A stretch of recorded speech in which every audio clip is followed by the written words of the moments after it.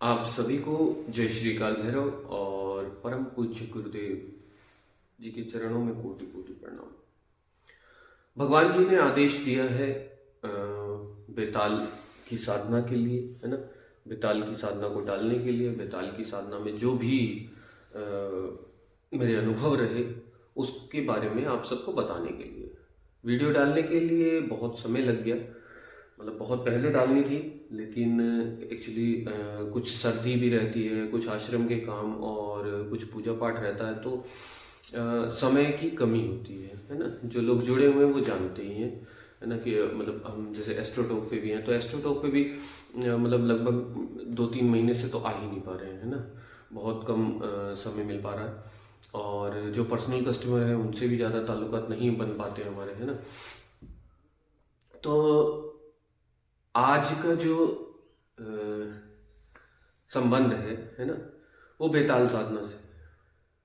इसमें मेरा बेताल साधना का क्या एक्सपीरियंस रहा, कैसे उनको प्राप्त किया मैंने, है ना, भगवान जी की कृपा से, तो ये सब बताना है। और मैं एक चीज़ बता दूं पहले आपको कि मैं अपने गुरुदेव जी को भगवान जी बोलता हूँ, तो कई बार बीच में जैसे मैं भगवान जी बोल रहा हूँ तो आप समझ जाइएगा कि मतलब गुरुदेव के लिए बोल रहे हैं ना। तो भगवान जी ने जब ये मुझे साधना करने के लिए बताया था, तो यही समय था, सर्दियों का समय था, और जनवरी के समय की बात है, शायद 28 या 29 जनवरी के आसपास। तो यहाँ आश्रम में तो जो लोग आए हुए हैं वो जानते हैं कि यहाँ का मौसम कैसा रहता है। तो भयंकर कोहरा और ठंड ज़बरदस्त, मतलब यहाँ तक कि मतलब जब हम साधना करने बैठते थे तो नीचे 3 या 4 रजाई रखते थे, और उसके ऊपर आसन बिछाते थे, और ऊपर भी 1-2 बार मतलब एक एक या दो रजाई ओढ़ते थे, और वो रजाई बिल्कुल गीली हो जाती थी। तो साधना के लिए जैसे मुझे भगवान जी ने प्रेरित किया, मतलब आदेश दिया, तो मैंने जब साधना प्रारंभ की, तो साधना का तीसरा दिन था। तो भगवान जी ने मुझे बुलाया और बताया कि पूछा कि कैसा चला, मतलब क्या हुआ। तो मैंने कहा कि भगवान जी मैं साधना करता हूँ, तो धीरे धीरे, मतलब जैसे मेरे साथ में और साधक हैं, वो सब रजाई ओढ़े हुए रहते थे, है ना। उनकी सबकी अलग अलग वो चलती थी। तो लेकिन मेरा साधना करते करते में इस तरीके से हो जाता था कि वो रजाइयाँ नीचे गिर जाती थी। जो यहाँ तक कि जो जैकेट वगैरह पहनता हूँ, क्योंकि मैं ज़्यादातर स्वेटर वगैरह नहीं पहनता हूँ, है ना। मुझे स्वेटर पहनना अच्छा नहीं लगता, चुभता है मुझे, है ना। तो शुरू से आदत है, तो जैकेट वगैरह पहनता था। तो जो जैकेट वगैरह मैं पहनता था उसकी भी मैं चैन वैन खोल देता था, और भयंकर ठंड होती थी। तो भगवान जी ने कहा अच्छा ये तो अच्छी बात है। तो भगवान जी ने कहा कि लेकिन तुमने मेरी अनुमति से किया है, मैंने तुम्हें आदेश दिया है, तो अभी तक तुम्हें कोई प्रभाव नहीं दिखा, मतलब किसी तरीके की कोई आने का अनुभव नहीं हुआ। तो मैंने कहा नहीं भगवान जी। तो भगवान जी ने बोला कि ठीक है, तुम बैठो, और जब बैठोगे तो एक बार मुझे याद करना इस बार, है ना। तो कुछ विशेष तरीके से बताया उन्होंने, तो मैंने उस तरीके से फिर याद किया। तो जब मैं रात्रि को बैठा, तो मैंने जैसे ही भगवान जी को याद किया, तुरंत भगवान जी मेरे समक्ष, मतलब मेरे साइड में खड़े थे, है ना। और मैं भगवान जी को देख करके प्रसन्न हुआ, मैंने चरण स्पर्श किए, और उसके बाद भगवान जी ने बोला कि तुम बस जैसे मैं मतलब उठ करके चरण स्पर्श करने के लिए उठा, तो उन्होंने बोला कि ठीक है बस ऐसे बैठे रहो और तुम अपना जाप कंटिन्यू करो। तो जैसे मैं जाप करना मैंने शुरू किया, तो अभी तक तो जो मतलब आप समझ सकते हैं कि मतलब जो अग्नि थी, अभी तक तो जो ऊर्जा बनती थी वो बस इतनी बढ़ती थी कि मतलब जैकेट वैकेट उतारने तक की, या रजाई हटाने तक की। उसके बाद में मुझे चमड़ी में भी ऐसा लगने लगा कि जैसे ये जल रही है। तो उसके बाद में भगवान जी ने भी थोड़े से मंत्र बुदबुदाए, और बहुत भयंकर एक प्रगाढ़ आवाज आई, नहीं आऊंगा मैं, जाओ कर लो जो करना है। मतलब वो इतनी कर्कश आवाज थी, मतलब कान फाड़ने वाली। तो फिर भगवान जी ने कुछ मुद्राएं, कुछ क्रियाएं की, और उसके बाद में उधर से जो आवाज थी वो अब शांत थी। तो उन्होंने बोला कि नहीं, इसने पिछले जन्मों में इसी साधना से गलत भी किया है, तो मैं नहीं आ सकता इसके पास, इसके कर्म ऐसे नहीं है कि मैं इसके पास आऊं। तो भगवान जी ने फिर कुछ मंत्र बुदबुदाते रहे। तो उसने कहा कि अच्छा ठीक है, मैं आता हूं। तो जैसे एक धरती में कंपन होता है, मतलब जैसे, मतलब बता नहीं सकता मैं कि जो मतलब एक बार धरती ऐसे हुई, एक बार ऐसे हुई, एक बार ऐसे हुई, ऐसे हुई, इस तरीके का कोई कंपन था। वो कंपन धीरे धीरे तीव्र हुआ, और कुछ ही क्षणों के बीच में 40 से 42 फुट ऊंचा दानव, दानव नहीं कहूंगा, है ना, मतलब वो 40 से 42 फुट की उनकी हाइट थी, और वो समक्ष खड़े थे। मतलब एकदम क्रोध में लाल आंखें, आंखों में से ज्वाला निकलती हुई, सर में से ज्वाला निकलती हुई, और शायद आग्नेय वायुताल हो सकते हैं, है ना। बिल्कुल क्रोध रूप में आए, और उस समय भी वो क्रोधित थे, मतलब भयंकर क्रोध में थे। और जैसा कि आप जानते ही होंगे कि बेताल भूतों के राजा कहा जाता है ना। और कई बेतालों के, कई भूत प्रेतों के गणों के राजा तो हमारे बाबा भैरवनाथ जी हैं, लेकिन इनको भी एक तरह से सम्राट माना जाता है, एक तरह से भूतों का राजा बोला जाता है, क्योंकि पलक झपकते ही ये कार्य कर दिया करते हैं। और जब ये सिद्ध हुए तो उसके पश्चात में जब उन्होंने पूर्व जन्म का बताया, तो हमने देखा भी कि उन्होंने किस किस तरीके के कार्य, हमने कितने गलत काम इससे करवाए, है ना। तो इसी वजह का क्रोध था, लेकिन उसके बाद में भी वो क्रोध में ही थे। तो जैसे धीरे धीरे भगवान जी ने फिर मंत्र बुदबुदाए, और ऐसे मेरे सिर पर हाथ रखा। तो जैसे ही भगवान जी ने सिर पर हाथ रखा, मुझे ऐसा अनुभव हुआ कि एक गरम एक और हाथ मेरे सिर पर आया है, और वो एकदम से शीतल हो गया। मतलब एकदम जैसे मान लीजिए कि कोई एक बहुत गर्म सा कुछ पदार्थ आपको टच किया और एकदम से फिर वो ठंडा हो गया। तो उसके बाद में उन्होंने भगवान जी से ने जैसे आदेश दिया कि उन्हें अब मेरे साथ रहना है, तो उन्होंने कहा ठीक है, आप इनको साधना करने के लिए आप कहिए, मैं इनके साथ में रहूँगा।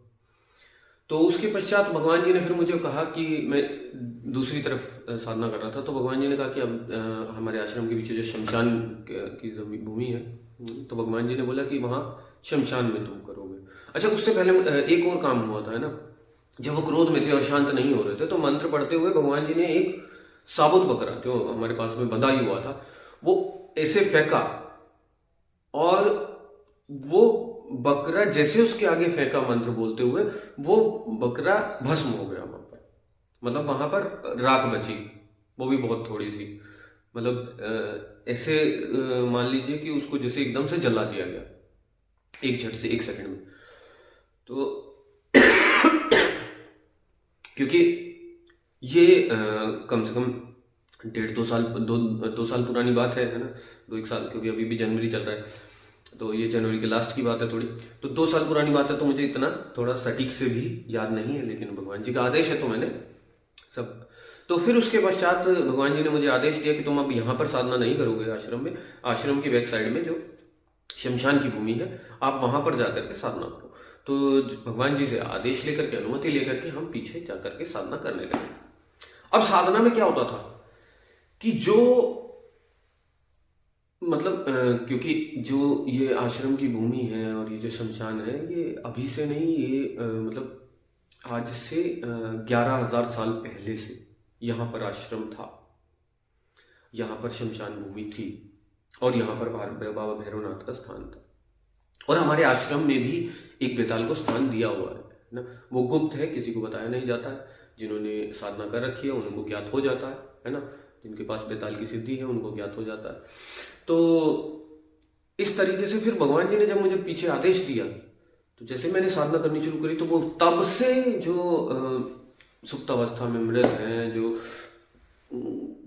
दुष्ट आत्माएं हैं, जो अच्छी आत्माएं भी आई, मतलब बहुत से साधु संतों का भी आना हुआ, लेकिन बहुत से उग्र। और जैसे ही साधना में शुरू करता था, हमारा शेरू, इधर से हमारा शेरू, उस समय में एक सुंदरी हुआ करती थी, शेरू और सुंदरी चिल्लाना शुरू कर रहे हैं, पीछे से सियारों की आवाज आ रही है, ऊपर से भूत प्रेत, कोई हंस रहा है, कोई यहाँ तक कि मतलब साधना के भीतर कोई आकर के बाथरूम कर रहा है, कोई पीछे से पीठ पे लात मार रहा है।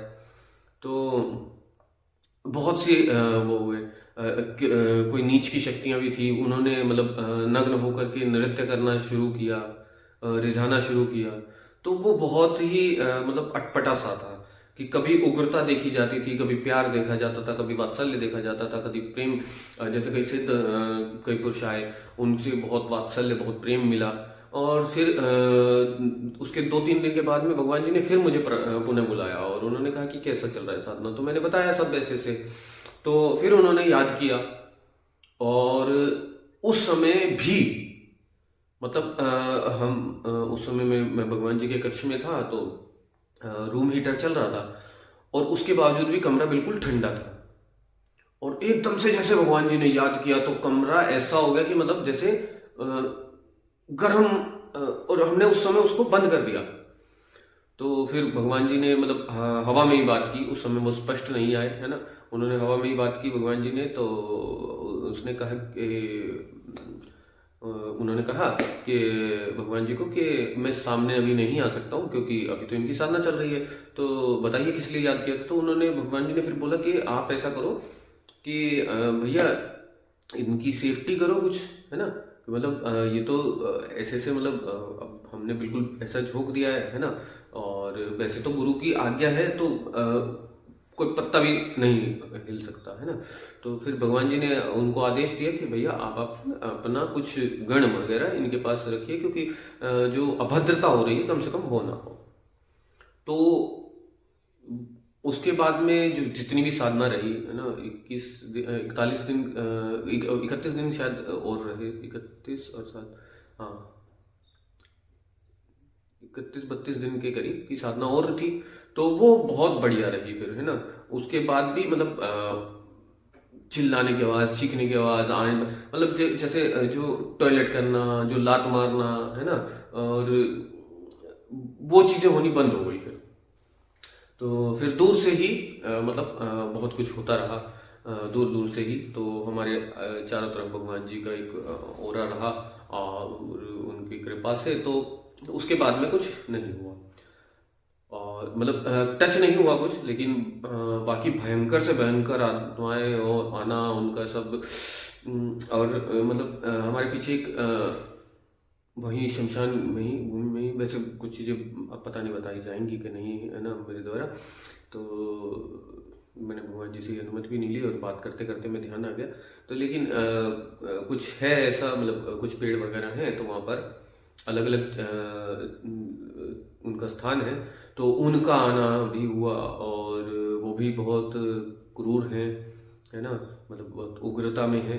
तो उनका भी आना हुआ उस साधना में। फिर उन्होंने तो मैंने उनको ये भी बोला कि भैया आपको तो हमने कर ही रखा है ना। तो फिर आप इसमें क्यों परेशान कर रहे हैं, मतलब उनकी सिद्धि को हासिल किया हुआ है। तो उन्होंने बोला कि ऐसा है कि इस समय जो आपका ओरा बन रहा है वो इतना विकराल बन रहा है कि हम खुद उससे प्रभावित हो रहे हैं। तो हमें खुद मतलब आप ने सिद्ध किया है हमें, लेकिन उसके बावजूद भी इतनी उग्रता है आपकी कि हम खुद आपके विरोध में खड़े हो रहे हैं। तो फिर वो भी एक अलग मैटर रहा। तो इस तरीके से धीरे धीरे फिर उसके बाद में जब अंतिम था, तो उन्होंने तो भगवान जी ने जिस दिन अंतिम हवन वगैरह की क्रिया थी, तो उस दिन भगवान जी ने बुलाया, और सारी क्रिया शुरू हुई। तो उस दिन उनकी मांग जो थी वो थी कि मतलब 7 बकरे देने होंगे। तो बहुत भगवान जी ने बहुत सटीक तरीके से फिर उनसे वार्तालाप करी। और क्योंकि 7 बकरों का मतलब कि एक बकरा भी अमूमन 5-7 हज़ार रुपये का आता है ना। और साधना काल में थे उस समय में, कुछ वो भी नहीं था हमारा, है ना, मतलब कि मेरा कोई इनकम का सोर्स भी नहीं था। तो फिर भगवान जी ने उनसे वार्तालाप की और फिर हम दूसरी क्रिया के द्वारा उनको भोग दिया गया। और उसके पश्चात उन्होंने मेरे सर पर हाथ रखा, और इस बार जो हाथ रखा था वो बहुत ही शांत और शीतल स्वभाव में था। और लेकिन वैसे वो उग्र थे। और उसके बाद में उन्होंने जो भी कार्य किए बहुत सटीकता से, और मतलब पलक झपकते ही और बहुत बड़े बड़े कार्य को कर दिया। तो इस तरीके से मतलब भगवान जी की पूर्ण कृपा हुई और बेताल को प्राप्त किया गया। और अभी बीच में मेरे से बहुत से लोगों ने इसके लिए भी पूछा था कि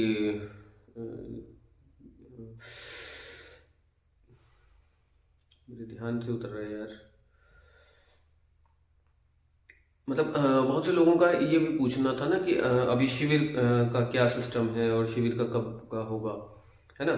तो जो अभी हम अप्सरा का शिविर लगाने जा रहे हैं, है ना।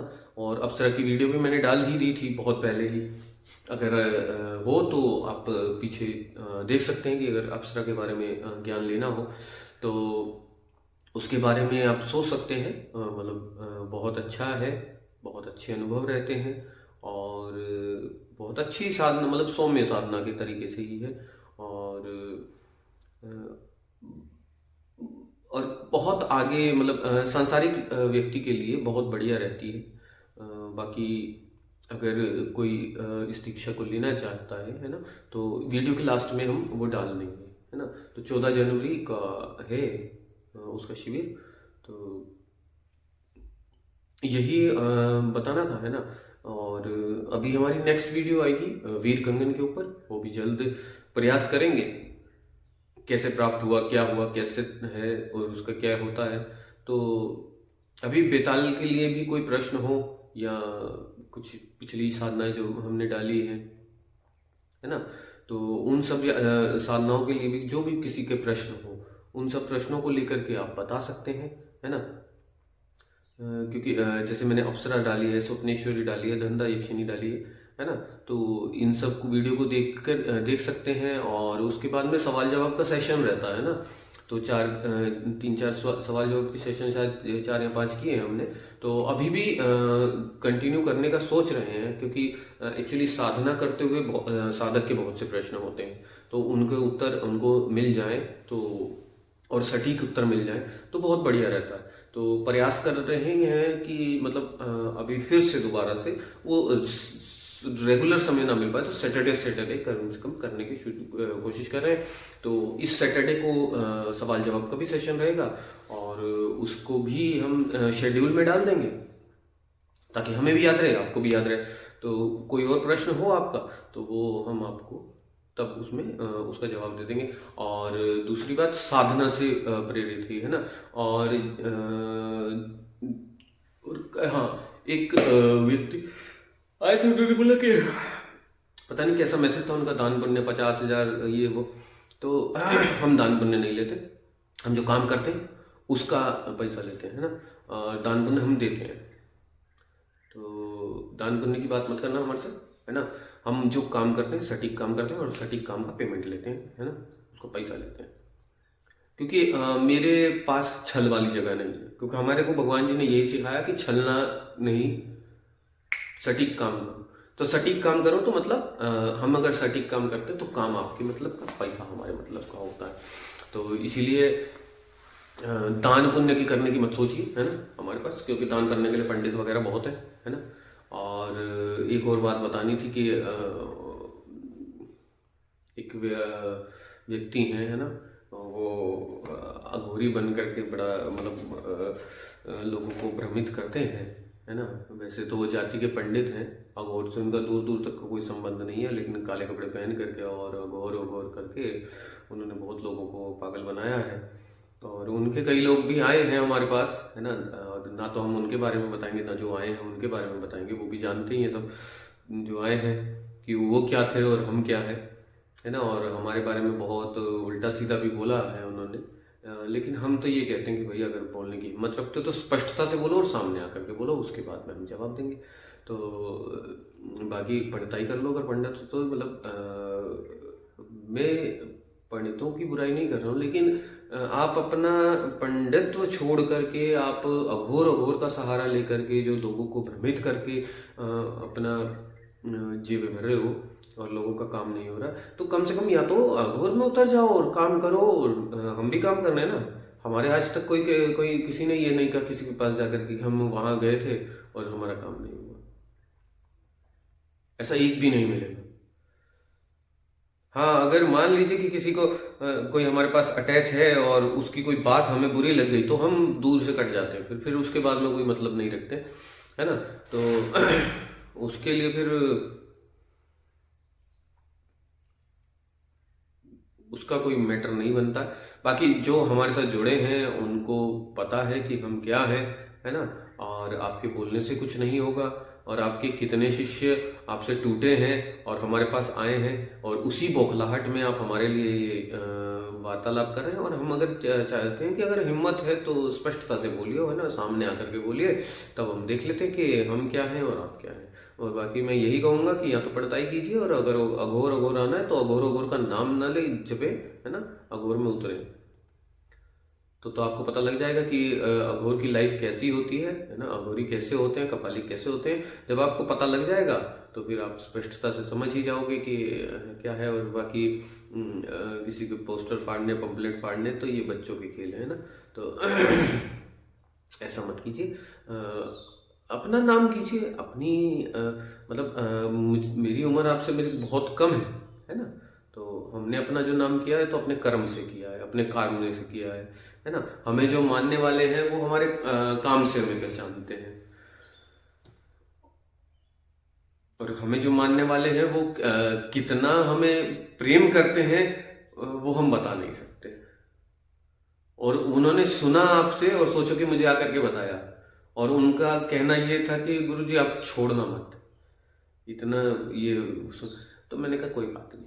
मैंने कहा अगर सांप निकल जाता ना तो पीछे से लाठी बजाने वाले 100 मिलते हैं, सांप हो तब लाठी मार के दिखाओ, तब सांप बताएगा क्या होता। तो चलिए सभी को जय श्री काल भैरव। बाकी कर्म करिए, किसी दूसरे का लांछन लगाना, किसी के लिए ये बोलना वो बोलना, या तो उसके लिए कुछ ऐसा कुछ स्पष्ट करके दिखाइए कि हाँ इसमें ये गलती है, ये वो गलती है ना। और हमने जिससे भी लिया है पैसा ठोक के लिया है, बजा के लिया है ना। और आपके उज्जैन में ही हमने 13 करोड़ रुपया भी आया है ना। तो हमने जिससे लिया ठोक के लिया और काम भी गया है ना। चुनाव देखे ही आपने। तो हमें कुछ किसी को बताने की जरूरत नहीं है। हमें जो मानने वाले हैं ना और हमें जो जानने वाले हैं वो सब जानते हैं कि हम क्या है, कितने पानी में हम, ठीक है। और भगवान जी की इतनी अनुकंपा, इतनी कृपा है कि हम ये बता सकते हैं कि 70 घाट का पानी पी करके आए हुए हैं, तो इसलिए प्रगाढ़ है ना। और ऊपर से भगवान जी की कृपा है, भगवान जी के सानिध्य है, तो हमारे से पंगा ना लें तो अच्छा रहेगा। बाकी ये नहीं होता कि मतलब फैन फॉलोइंग पे है ना, ये होता है कि आपकी ऊर्जा कितनी है। फैन फॉलोइंग तो हम अब बढ़ाना चाहें, हमने जो साधना कर रखी है ना, तो उनका हमने कुछ ही दिनों में जो अनुभव देखे हैं, है ना। तो हम अगर चाहें तो झटके से बढ़ा देंगे, है ना। और हमें पेड भी नहीं करवाना पड़ेगा कि जैसे आपने पेड करवा करके वो बनाए ना, तो हमें वो भी नहीं बनाने पड़ेंगे। तो ये एक सीख है, ले ले तो अच्छी है, और नहीं ले तो भिड़ना चाहे तो जब मर्जी भिड़ सकते हैं, है ना। जय श्री काल भैरव, और भैरवनाथ और माता कालका जी की कृपा आप सब पर बनी रहे। परम पूज्य गुरुदेव की जय।